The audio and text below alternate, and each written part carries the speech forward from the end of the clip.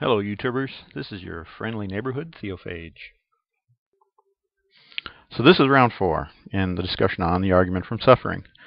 I'd like to thank Evangelical 1, Gary, for having the patience to put up with me for so long and continuing to respond to this. I think patience and understanding is very important. It could be that I'm just not getting it, but I think it's more likely that I'm correct and you're just not getting it. But that's why we make these videos. Let everyone judge for themselves. Okay.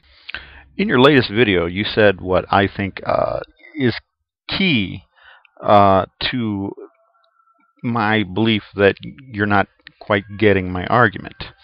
You said that the idea of God creating humans with free will, but also forcing them to always choose not to do evil, is a logical contradiction, and that is the contradiction which disproves my argument.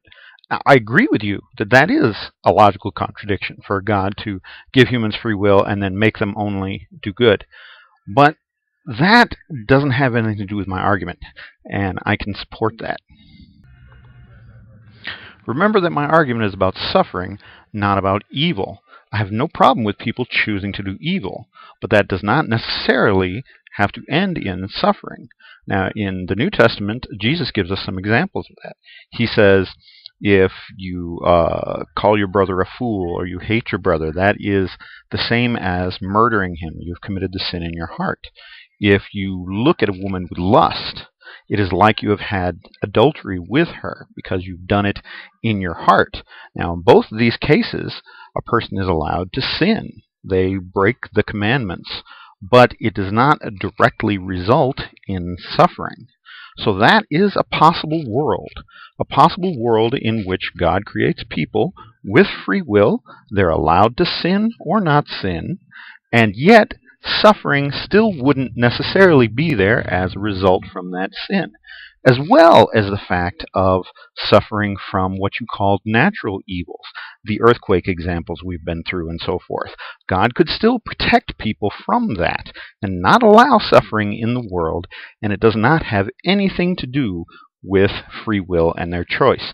So what you gave me as a contradiction is indeed a contradiction, but it has nothing to do with my argument, and it is not the kind of contradiction you need to show that my argument is false.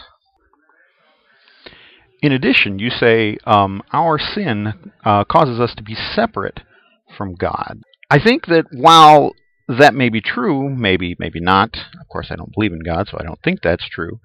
But if you assert that that's necessarily true, then again, that's false.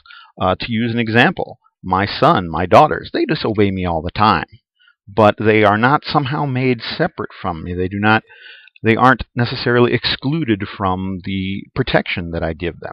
So why would that necessarily be the case for God? You've asserted this, but you haven't supported it. But that's actually kind of secondary.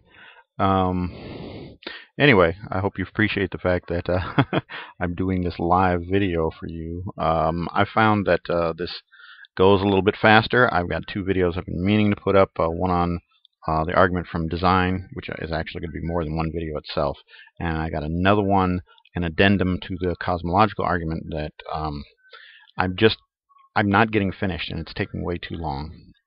So hopefully my videos will be quicker from now on. I don't know. I'm certainly not going to be as prolific as you. Anyway, so I guess that's it. Thanks.